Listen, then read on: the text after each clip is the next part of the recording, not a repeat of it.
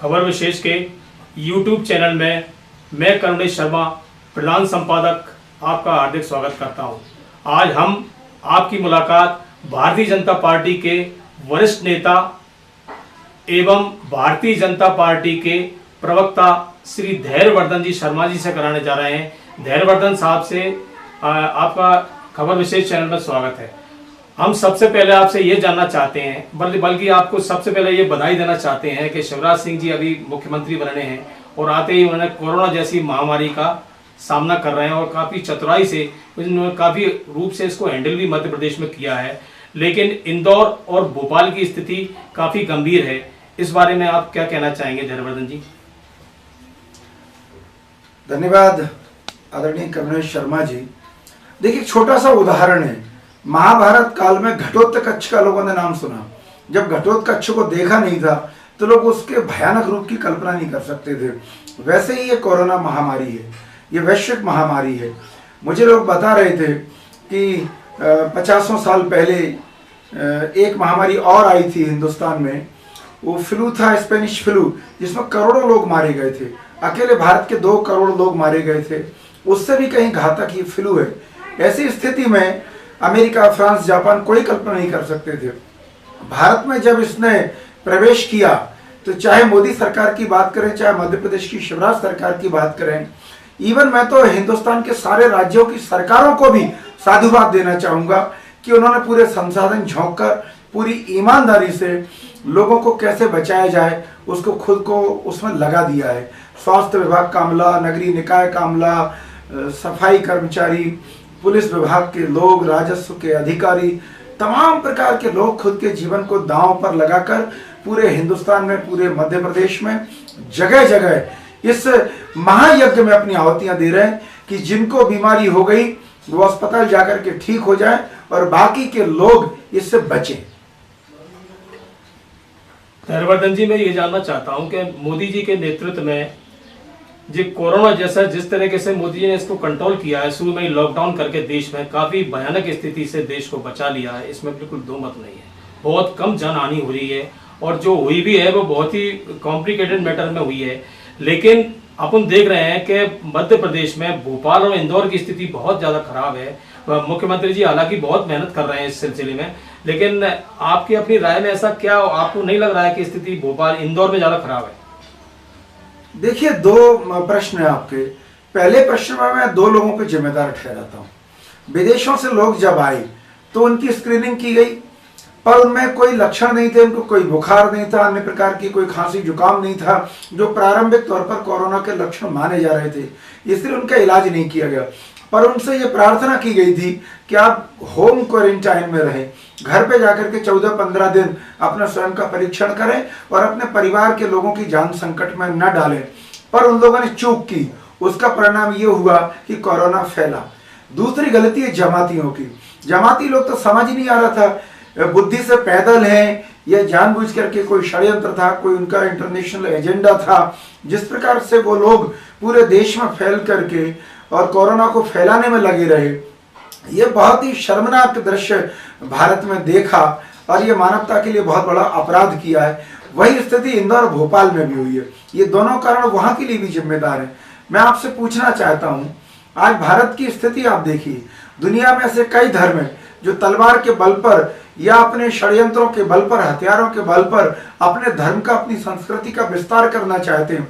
पर मोदी जी के एक निर्णय से कि पूरी दुनिया में जहां जहां उस क्लोरोक्विन, हाइड्रोक्सीक्लोराइड जो ड्रग है मलेरिया का, एग्जैक्ट नाम जो भी हो, उसको उपलब्ध कराने के लिए जब लोगों ने उनसे गुहार की तो भारत सरकार ने तय किया कि हम देंगे।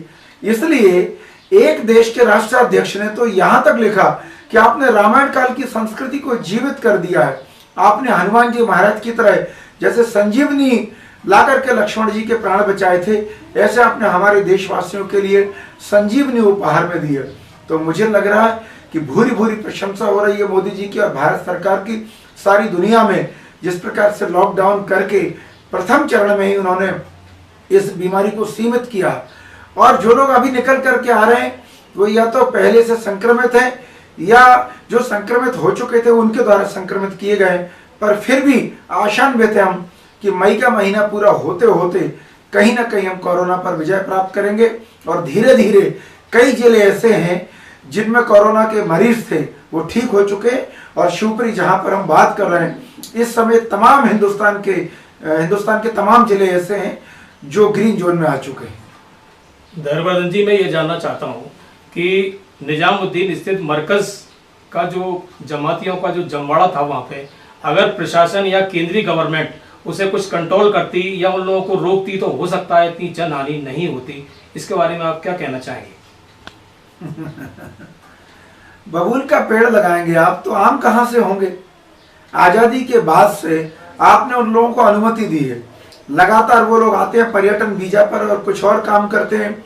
यदि मोदी जी इस पे अड़ंगा लगाए, हमारी सरकार कुछ करती तो पूरे देश में तमाम सारे जो बुद्धिजीवी हैं तथा कथित धर्मनिरपेक्षतावादी वो कहने लगते हैं कि मोदी जी धर्म के विरोधी हैं, मोदी जी एक धर्म विशेष के लोगों को प्रताड़ित कर रहे हैं और मोदी जी हिंदू एजेंडा चला रहे हैं। इसलिए भारत सरकार की अपनी मजबूरियां होती हैं। यहाँ लोकतंत्र है, यहाँ तानाशाही नहीं है कि सीधे सीधे बंदूक के बल पर या गोली चला करके चाइना की तरह आप किसी वर्ग विशेष को रोक दें। भारत सरकार ने भी नियमों के तहत उनको आने की अनुमति दी थी, जैसे वो लगातार आ रहे हैं। तमाम पर्यटक पूरी दुनिया में आते जाते हैं, पर यहाँ आकर के कुछ लोग उनको अलग काम में लगा देते हैं। ये यहाँ के लोगों की बेईमानी, यहाँ के लोगों को समझना चाहिए। और मुझे तो ये लग रहा है कि अब तबलीगी जमात पर प्रतिबंध का वक्त आ चुका है। भारत सरकार उन सब पहलुओं पर विचार कर भी रही होगी कि इनकी गतिविधियां क्या देश के हित में नहीं है, क्या इनकी गतिविधियां संदेहास्पद हैं, क्या इनका विदेशों से लेन देन भारत को नुकसान पहुंचाने के लिए होता है। उन सब चीजों पर भारत सरकार के तमाम जिम्मेदार विभाग चिंतन मनन कर रहे हैं और ऐसे किन्हीं भी हालातों पर आईबी समेत सभी विभागों की नजर है। धैर्यवर्धन जी, पालघर में 2 संतों की निर्मम तरीके से हत्या कर दी गई। इससे संत समाज में काफी आक्रोश है। इसके अलावा आपकी भारतीय जनता पार्टी में भी काफी आक्रोश है।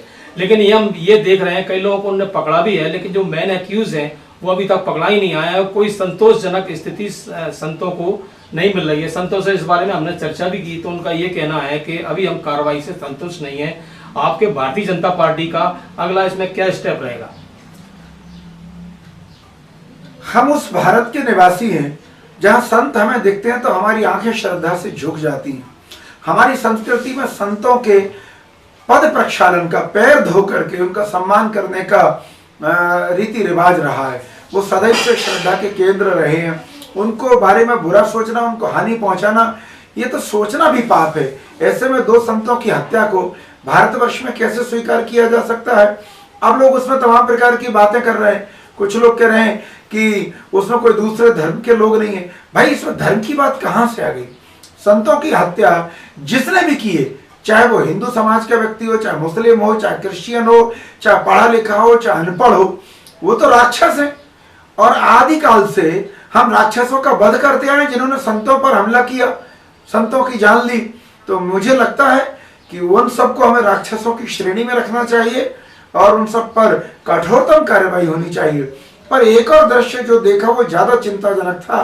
पूरे हिंदुस्तान में जब पुलिस कोरोना के दौरान प्रशंसा का पात्र बनी हुई है, वही वह पुलिस वालों ने उन साधु को भीड़ के हवाले कर दिया और मौत को सामने देखकर भी वो साधु मुस्कुरा रहे हैं। सचों वह दृश्य देख करके आंखों में पानी आ जाता है, मन द्रवित हो जाता है कि कैसे निष्ठुर लोग थे जिन्होंने उन संतों की हत्या कर दी।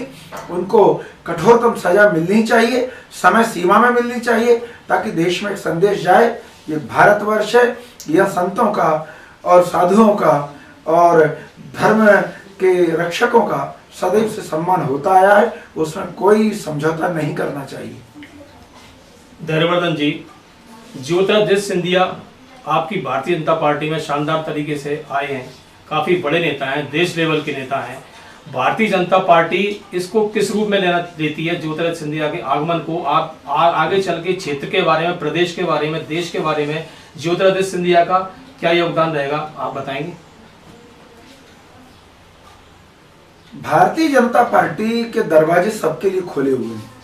जब हम साधारण नागरिक को भारतीय जनता पार्टी में प्रवेश देने की बात करते हैं तो इतनी पुरानी परंपरा के वाहक श्रीमती ज्योतिरादित्य सिंधिया जी भारतीय जनता पार्टी में आए तो ये हमारे लिए प्रसन्नता की बात है और मुझे लग रहा है इस अंचल में सर्वत्र खुशी का वातावरण भी है, क्योंकि ज्योतिरादित्य सिंधिया जी केवल ज्योतिरादित्य सिंधिया नहीं है। मैंने उनके साथ एक परंपरा शब्द का प्रयोग किया है, क्योंकि उनकी दादी राजमाता विजयाराजे सिंधिया जी भारतीय जनसंघ की पोषक थी, संस्थापक थी। उन्होंने भारतीय जनता पार्टी को बहुत ताकत प्रदान की।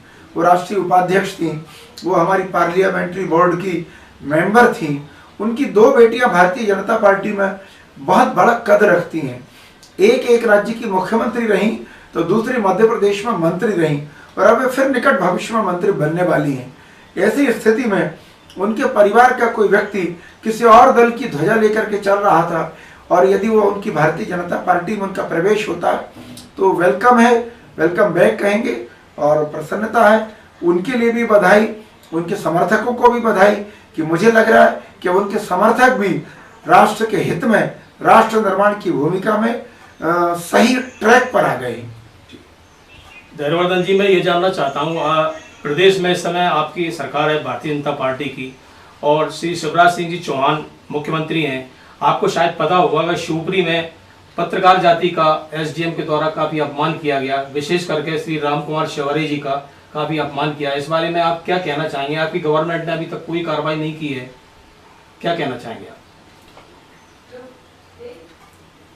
शिवपुरी के एसडीएम का व्यवहार अनुचित था और भारतीय जनता पार्टी के एक जिम्मेदार कार्यकर्ता के नाते मैंने आपके साथ खड़ा होकर के उसका विरोध किया। उस मामले को माननीय मुख्यमंत्री जी तक भी पहुंचाया है और मुझे लगता है कि उस पर कार्रवाई होगी। हमें थोड़ी सी प्रतीक्षा करनी चाहिए। और जिस प्रकार से उन्होंने पत्रकारों के साथ दुर्व्यवहार किया, वह पूरे शिवपुरी जिले के लोगों ने, संभाग के जिलों ने रिएक्शन स्वरूप सोशल मीडिया पर, अखबारों में उनकी भी काफ़ी इंसल्ट की है। और मुझे लगता है ये दिन किसी भी अधिकारी के लिए बहुत बुरा दिन होता है, क्योंकि मैंने तमाम अधिकारी देखे हैं, वो जिस जिले में जाते हैं और वो ये प्रयास करते हैं कि हमारे ट्रांसफ़र के बाद हमारे कार्यकाल को एक अच्छे कार्यकाल के तौर पर याद किया जाए।